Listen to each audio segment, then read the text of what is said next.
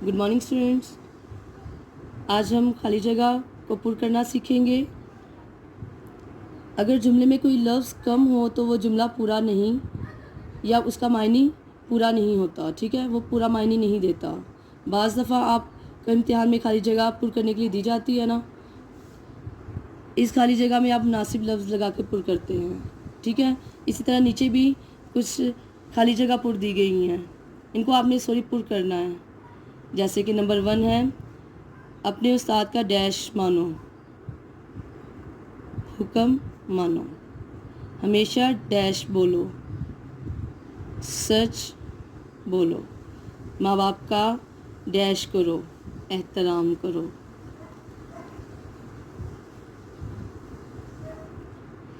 सूरज dash से निकलता है, सूरज मशरिक से निकलता है। सूरज डैश में गुरूब होता है, सूरज मगरिब में गुरूब होता है। आसमान पर डैश चमकते हैं, सितारे चमकते हैं। इसी तरह नंबर 2 खाली जगह देखेंगे, वहाँ मैंने खुद लिखे हैं, ठीक है।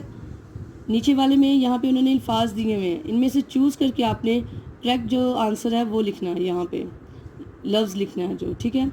नंबर 1, वो डैश पर स्कूल जाता है, वक्त, वो वक्त पर स्कूल जाता है। मैं नमाज़ पढ़ने डैश में जाता हूँ, कहाँ जाते हैं, मस्जिद। मैं नमाज़ पढ़ने मस्जिद में जाता हूँ। नंबर 3, वो वक्त पर घर से डैश, वो वक्त पर घर से निकला। नंबर 4, मेहनत की वजह से इसे डैश मिला, इनाम, मेहनत की वजह से इसको इनाम मिला।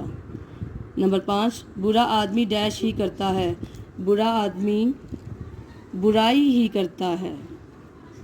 नंबर 6, नेक काम करने से डैश मिलता है, सवाब, नेक काम करने से सवाब मिलता है। स्टूडेंट, आपने इसे अपनी नोटबुक पे नोट करना है और इसको अच्छे से याद करना है। Thank you.